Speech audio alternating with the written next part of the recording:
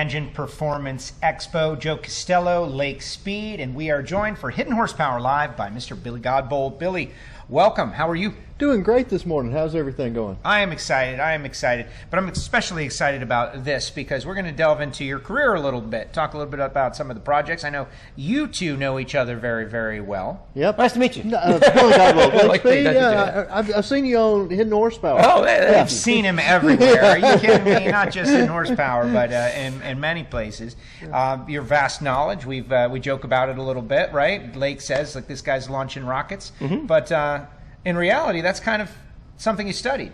Yeah, my background's in physics. I went more for the real small stuff. I was in nuclear physics, so we accelerated really small things really fast. But my background is, I grew up on a farm in rural Mississippi, so I was around motorized equipment my whole life. It's kind of neat, the combination of understanding the macroscopic, the big things and how they work together, and trying to understand the microscopic, how things work down at the atomic level, subatomic level. Well, and we've been talking about car parts and making horsepower and everything, but when I get an opportunity like this to speak with someone that is clearly got a range of knowledge and experience far better than I could ever understand, like, what's the secret of the universe, Billy? Like, what's going on out there? Give us the real answer. Wormholes, are they real? Are they possible? Can we fold String time? theory, come on, what's coming? Go. Yeah, have fun with that. No, it's funny because, when you're in physics, you go one of two roads when you go in grad school. There's one group of people that go into experimental physics. The other group goes into theoretical physics. I went toward experimental. My idea was, when you're experimental physics, you're waiting for somebody to talk about wormholes, and then they go, okay, well, what would all this look like in the universe? And then you spend your career trying to prove the theoretician, the guy who came up with the theory. Your job is to prove him wrong. You prove him wrong, he gets upset, he jumps out of a window, hopefully it's a low story. And it's kind of fun, so that isn't my side of things. I love listening to the theoretical side of physics, but I enjoy the practical, the experimental side even more, when we talk about that in valve train, you think, okay, well, Billy, how do you use that in something like valve train or something in engine parts? Whenever you see a failure of a part, you look and that part's like broken. But that part never just fails all at once. Every failed part starts with a very microscopic failure. So we start looking under a microscope. We start taking sections. We start looking at scanning electron microscopes. We look at the chemistry of it. We look at the surface finish. We look at everything to try to find out where at this very microscopic level. When you talk about steels, it's down at the lattice. It's down at the atomic level. Right. Somewhere at the very atomic level, the applied forces were greater than the strength were at that very small level. Once you do that, that part of the steel initiates a failure. That failure propagates, and you may wind up pulling a dyno, and all of a sudden there's a connecting rod hanging out on the side, and oil's on fire and everything. Your fire suppression's going, and everybody's screaming and hollering. But that didn't happen. The whole connecting rod didn't fail. No, there was a atomic level microscopic failure that propagated. And so that's one of the neat things when you have a physics background, how you bring it into something practical, is understanding, let me figure out where it failed. And then once I figure out where it failed, everything fails because the applied forces were greater than the strength of the material. Yep. So all I have to do once I figure out where it failed is, was the material strength lower than I thought it would be there at that microscopic level? Or were the applied forces greater than I thought they would be at that tiny spot? And then you just address that. So it takes something that's as complex as this major fire in your dyno room and breaks it down to what happened there. Right.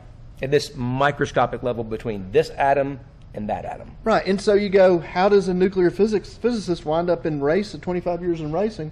It comes down to something as simple as that, trying to take a big problem and break it down to something very, very simple. And have solved a lot of problems along the way because of it. No, we've had a tremendous time with that. It's been very, very neat. It's been a lot of fun. And a practical example of what you were just talking about, relate the story about what surface finish, surface texture, actually. Yeah.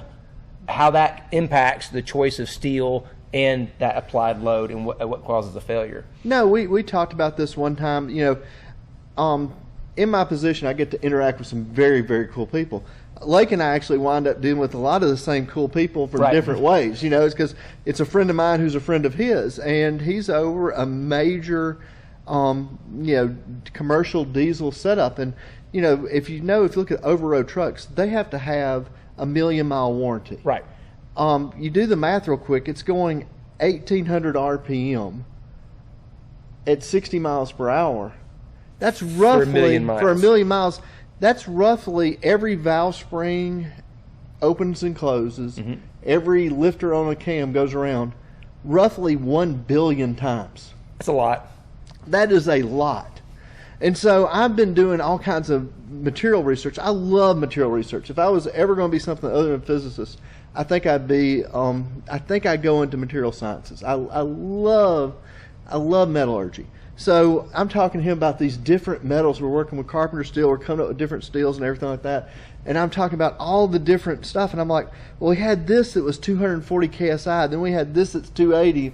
We had this that's 290. We had this that's 300. KSI is tensile strength. It's tensile strength. It's thousands of pounds per square inch.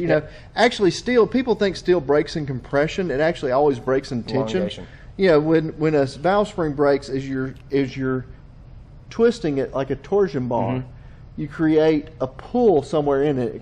That's the dislocation at that atomic level that propagates to the part failing. Right, exactly. When a cam lobe fails, you'll often see it'll fail at the edge. It's because where the lifter's pushing, it's pushing down, and it pulls apart right at the edge where it's loaded. So it's actually pulling apart, not compressing apart.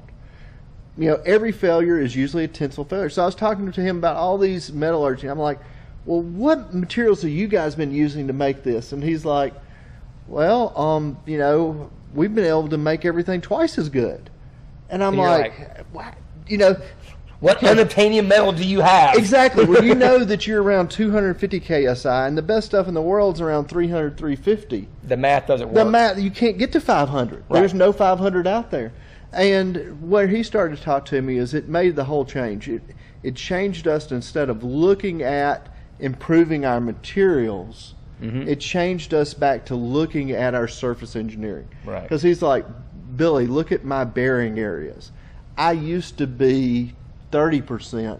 Now I'm 60% bearing area. It's RMR, it's material ratio. There's a lot of different words to describe bearing area, but it's just about at a certain depth under the every surface finish looks like a mountain range if you look close enough. Nothing smooth is actually smooth. It's always rough, peaks and valleys, kind of like the terrain around here. Right, exactly. You go to my side of the state, it looks smooth. If you get under a microscope, it's actually still rough.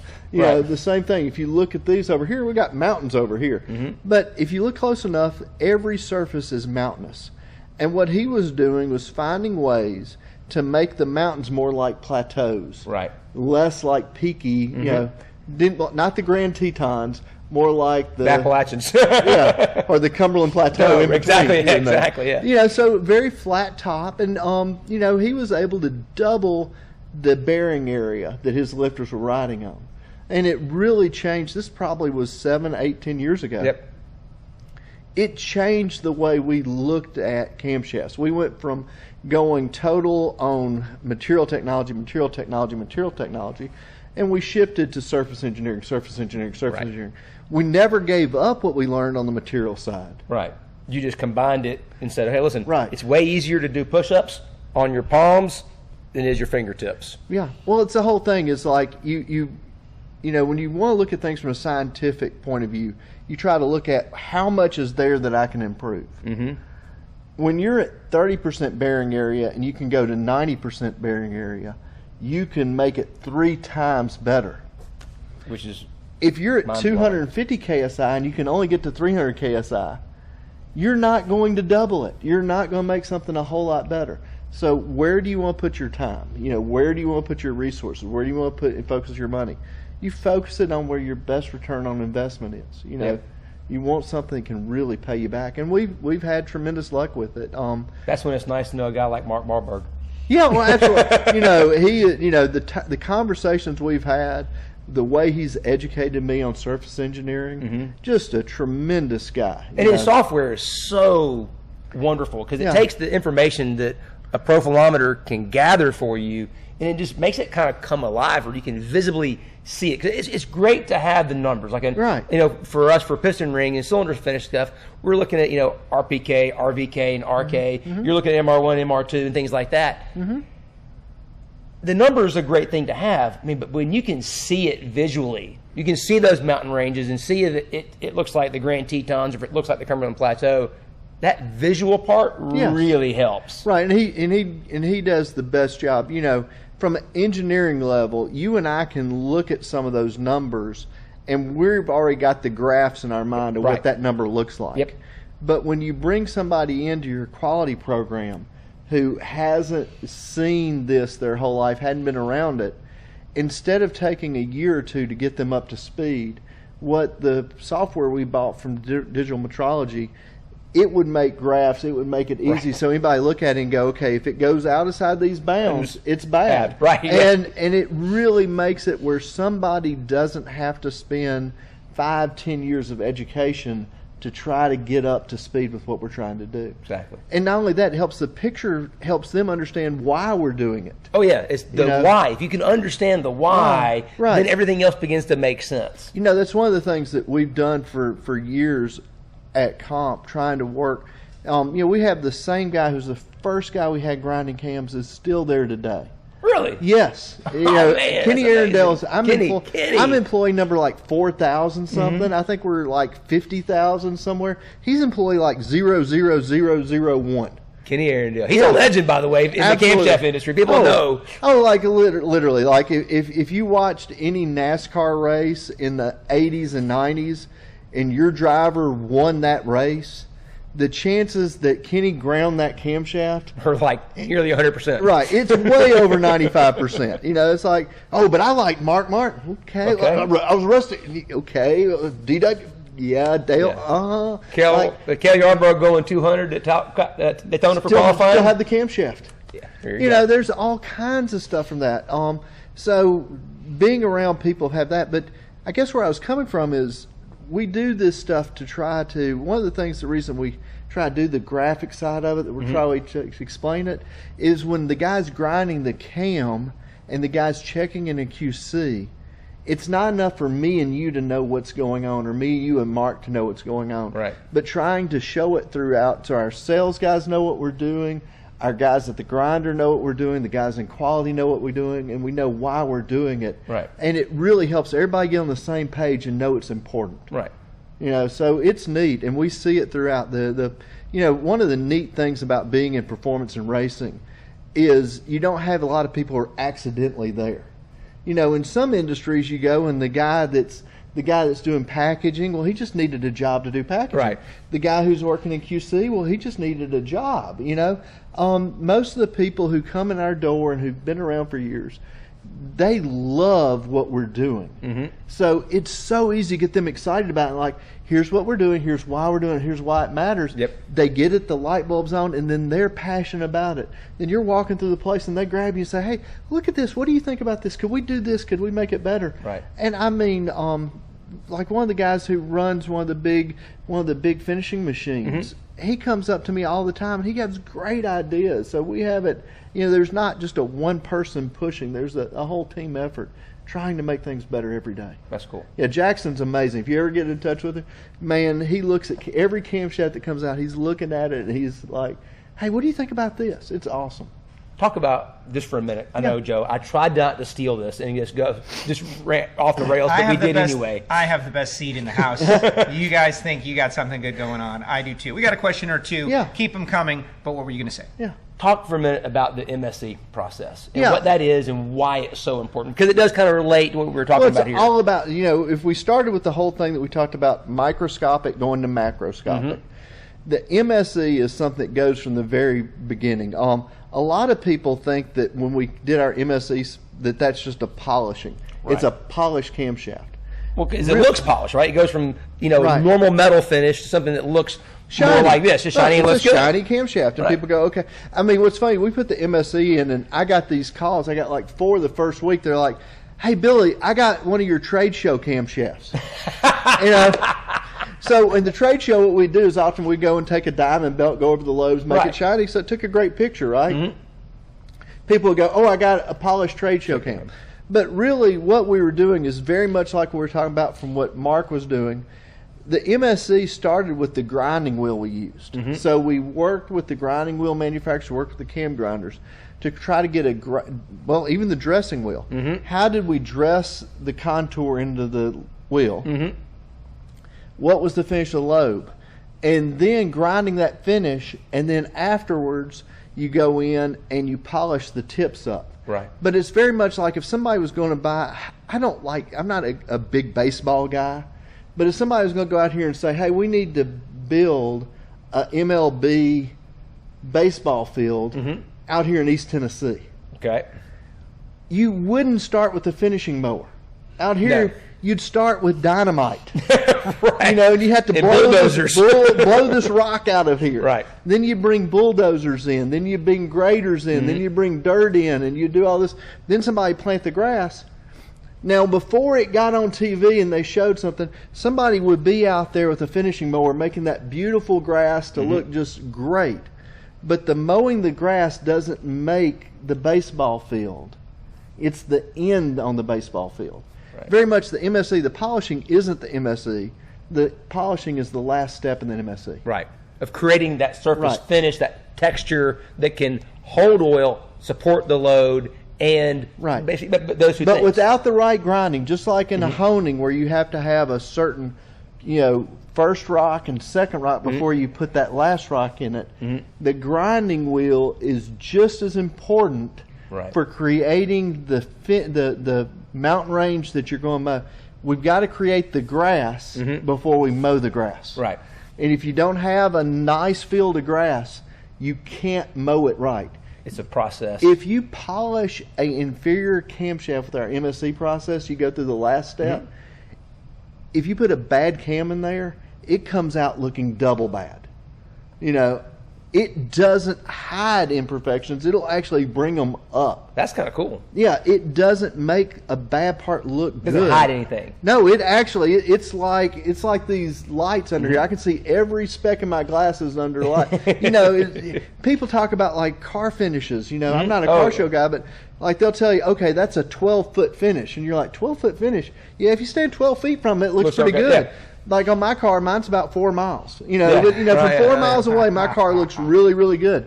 The same thing, when you start doing a good super finish routine, a good micro polish, we use a high energy centrifugal micro polish system with some very, very, some really neat media and burnishing compounds we use. Right. When you run it through there, if we took our camshafts that we used to grind before MSC and ran it through there, you would see all kinds of waviness and some chatter and dress marks and everything like that.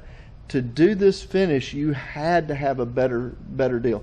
Just very much going back to the baseball diamond, you can't go out here in any cow pasture, just plant grass, run a finishing mower over it, and have a good-looking baseball diamond. Yeah, and like the idea of the tape polisher. Yeah, it'll make it pretty, but it's not applying that load evenly, so it could create this texture, this waviness that takes away load-bearing area. Right. You can take a tape machine, and if you set it up wrong because it's got a conforming backing, you can make something bad, something that was good, bad, and make it look really good. Because we're using a centrifugal kinetic energy system, we're taking off material evenly all the way across. So if there's any waviness, it's not gonna make it any less wavy, but it will absolutely show it because you'll see how the light bounces off of it. That's cool. Yeah. All right, question from Tim. Yeah. Ask Billy if now's a good time.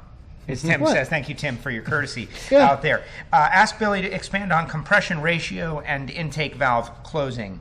If not now, maybe later today. No, I mean it's a real interesting one because you hear people talk about you'll see things about cranking compression, dynamic compression, everything like that. And what they're trying to do is figure out for a different fuel, how can I run pump gas at like 11 to 1? And so one of the tricks is to lay the intake closing. What people don't realize is what you're really doing there is you have the highest cylinder pressure at peak torque. Right. At peak torque, that cylinder has filled the absolute most. If you create too much pressure, the gas can become volatile and it can pre-ignite. And that creates a really weird explosion, and then you create a spark over here and the two flame fronts hit and you knock rod bearings out and everybody gets upset. There's wailing and gnashing. All those microscopic failures, you're going to find lots of them. They're going to come. They're going to come. So what people have done over the years is they would know if I move that intake closing point later and later, I will move that peak torque to a higher RPM and lower. Normally, if you've ever heard a car rattle, often you'll hear it like on a street car, you'll hear it going uphill at like 2/3 throttle in a high gear. You've loaded the motor, it's filling really well, it's closing the intake valve, it's making all this torque here. But the only way to reduce the cylinder pressure at 2,500 RPM is to reduce the only reason to reduce the knock at 2,500 RPM is to reduce the cylinder pressure at 2,500 RPM, which also reduces the torque at 2,500 RPM. So it's not really a good idea. You would rather set up your compression ratio around the fuels you're using and not try to crutch it with a late intake closing unless you have to. Now, if you've built a 10.5 to 1 motor and you've done everything right, and dadgummit, this thing rattles and it's driving you crazy, absolutely, if you move that intake closing back 5, 10, 15, 20 degrees, every time you bring it back, it's going to reduce the torque there at low RPM, and you can make it better. But it's sort of not the right way to do it because you've reduced performance, you've reduced the throttle response, you've reduced torque in that low RPM. So when you do try to give it full throttle, it's going to be worse. Got a question. Yeah. So based on that comment, do you think just changing intake valve lash, if you were really close to knock, you could actually move yourself? Oh, absolutely you will. You can advance retard the cam. If you advance it, it's going to make it worse because it... So just lash. Like yeah, just absolutely. lash alone, right? Yeah. I give it a little less lash. Maybe I start off and I'm going to be a little loose just because I don't want to be too tight and hang the valve up or something like that, right? And, everything's tuned. I tuned it up good. And then I go, I'm going to tighten it up a little bit now because now it's kind of rolled in. And all of a sudden now... Yeah, absolutely. Rod bearings hanging out. Now, the thing is that because you're making the cam bigger or smaller each time way. you change the lash to about 4 thousandths, you're only moving that point about 1 degree. Okay. You're moving so 4 thousandths about 1 degree. Well, it's about 2 degrees, but it's 1 on each side. Yeah. Okay, so got it, yeah. 4 thousandths is about 2 degrees, so it's about 1 on each side. You're going to have you probably, if you're hearing audible knock, and you change the lash 4 thousandths or 8 thousandths, you're probably still got a knock. You may not hear it quite as much. Exactly, yeah. All right, here's another question from someone out there. I need 50 more horsepower for this year. Any tips? Asks Jon Kaase. Hello, John. Hey, John. That they really frown on nitrous on most of his classes. The thing is that John's way up on most everybody. So, when you look at engines and you're trying to make a power goal, the first thing you have to look is see how much airflow you have. And your airflow is going to dictate. The only thing you have to make power is fuel, and it has to be mixed with the right amount of air. So your airflow, and this is where John's just an absolute maestro, is getting a head that flows air dynamically. Not flows air on a flow bench, but flows air dynamically. Once you can get something that flows air, then my job on the camshaft side is usually I'll tune overlap around what room the piston guy will give me. You tune intake closing for the RPM you're going to run at. Right. You tune exhaust opening to limit the amount of pumping losses you have for getting the exhaust out, yet giving the longest power stroke you possibly have. So, people talk about duration and lift and lobe separations. Really, I'm looking at 3 regions. Okay, I've got this overlap region, I've got the intake closing, I've got this exhaust opening. And then it's about how And your overlap's all about, you said this. Right. The overlap is probably dictated by this guy right here, because the space-time continuum, back to physics. Yes. When you put a valve and a piston at the same spot, at the same crank angle, boy, you get some interesting microscopic interactions. As I've said before, piston-assisted valve return is an imperfect science so far. Right. You really don't want to, if your valve spring doesn't close your exhaust valve, your piston will. Yep. Not a good thing. But no, we're all trying to get this area and everything. So really, as valve train technology goes, as port technology goes, you think, 50 horsepower, that John's asking for something ridiculous. I wouldn't be a bit surprised if his mountain motors and some of the pulling motors he has, they really could be 50 horsepower better next year. Yeah. With just some small changes. See that, John? Yeah, we got it. We solved your problem. Yeah, do a better job porting the heads. Yeah. Then I'll get you a camshaft for it. Yeah. I'm not jumping in on it, John. I think you're doing great, just so you know. Interesting angles out there, like on Hidden Horsepower, and we encourage you all to subscribe, Apple Podcasts, Spotify, just type it in, wherever you get your podcasts. At the end of each episode, we ask about advice for the next generation. But I don't know if the next generation is out there watching the Engine Performance Expo, but just general advice to engine builders out there and how to go through their process, right, and maximize their situation. Knowing what you know, what's a good starting point for them? Like just a way to think. We've talked about this a lot in the past. Like, how to think about the project macro. Yeah, and I mean, that's kind of what I was alluding to. And you'll hear it, I probably heard it in the past 2 days 50 times. Make one change at a time, then optimize around the change. Right. Notice when I was talking about how we do camshafts, I didn't say, hey, let's throw a new lobe in there. I said, let's look at each of these 4 valve events. Or maybe we want to keep the same lobe in there, keep the same 4 valve events, but try a lobe.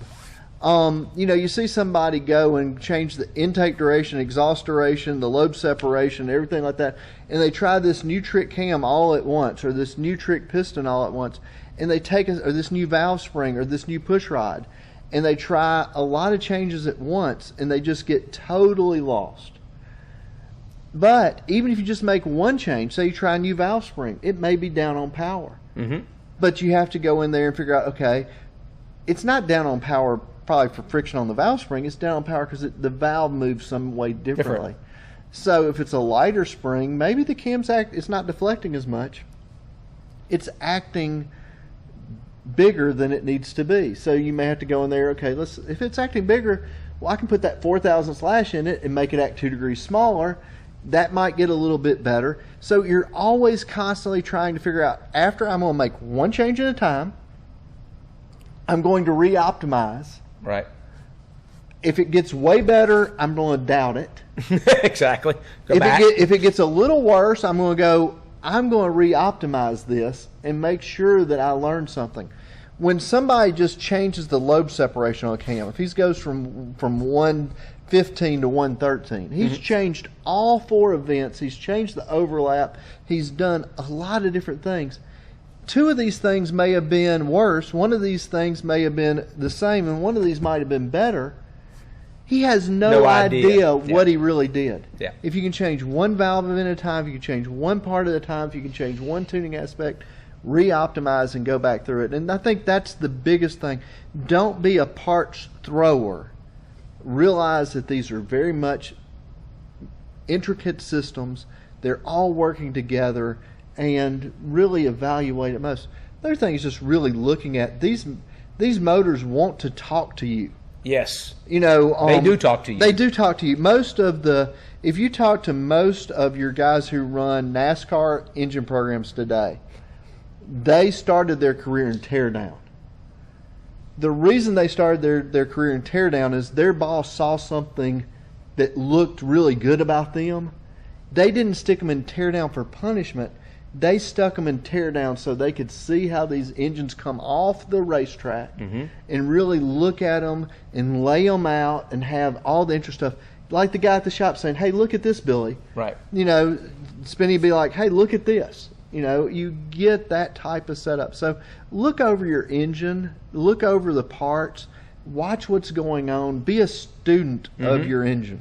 All right, a couple more. We got just a couple of minutes remaining. John says, just to tie it all together, that I've learned more from Billy than just about anybody, or at least he helps me start thinking in another direction, and that is helpful. Great compliment right there. Yeah. And then Bob, who is a millennial, says, not that that matters, he wants to ask about, can you open the intake valve too fast on a 2-valve, ignoring dynamics? Is it possible to open it too fast? You know, there might be a thing, because where does this piston get closest to the valve? And, well, it's probably about, 10 degrees after TDC. Mm-hmm. So if I make the valve opening really close and I can't hit this guy, I can't crack the valve till here. But if I open it a little slower and still can't do here, I can give more time for the exhaust system to talk to the intake by opening it a little bit slower. Most of the time we do our low shock lobes, it's for dynamics, not for power. But we totally believe there's something going on for power, especially around peak torque, where we can run the same compression ratio, the same piston to valve, and give just a little bit more time. Because when you open the exhaust valve, there's about 10 atmospheres of pressure still pushing on top of this piston. That creates this shock wave that goes down the header. When it hits a step or the collector, it's reflected back as a negative wave. So you had a positive pressure going down, reflective is negative pressure coming back. You want that negative pressure to get back to the chamber right when you're starting to open the intake valve. So you get it past the exhaust valve into the chamber. Yep. If I can open that, if I can have that wave tuning correct and I open that intake valve a little bit sooner, then maybe I can create more momentum in the intake tract and better fill it, even with the slower opening, because I have this piston that is just totally believes the Heisenberg uncertainty principle and the whole space-time continuum deal, that I cannot have two objects occupying the same space at the same time. And there you have it. Yeah. Excellent work, Billy. Thank you very Thank much. you. This has been great. Obviously, everybody loves this kind of stuff, Lake. Fantastic. Right, isn't it? Like, I like listening to smart people talk. And one thing, really Alex, for the people who are watching this, the one thing that I would advise anybody to do is what John talked about perspective. When I go to seminars, I'm not looking so much for answers as I'm looking at different ways to look at a problem. So if every time that somebody gives a presentation, when they're talking, when they're doing something, if you can try to take away one bit of perspective from each of the sessions, you don't know how much that'll improve your career, how much that'll improve your ability to do your job over time. Amen, brother. Yeah. That's it. Yeah. There you go. Engine Performance Expo rolls on. This is exactly the kind of content you're going to get for the rest of the day. Lake, but we've got a lot to do. What's next? Oh, so we're going to go to Mr. John Callies, and he's going to talk to us about how to properly read a Vernier scale caliper.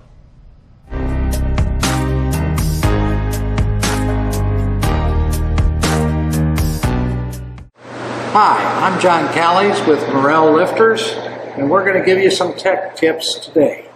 Starting with the first one is going to, how do I read a micrometer with a Vernier scale? Now, I know we have a bunch of students in colleges out there, but this will be one of the most important things that you use. Most micrometers come with just thousands, but in the detail that we need, you have to be able to read tenths. So these are two tools. This is a micrometer with a tenth scale, and of course you have your bore gauge, which is in tenths. Both are absolutely necessary. To start with, you see we have on the barrel a main scale.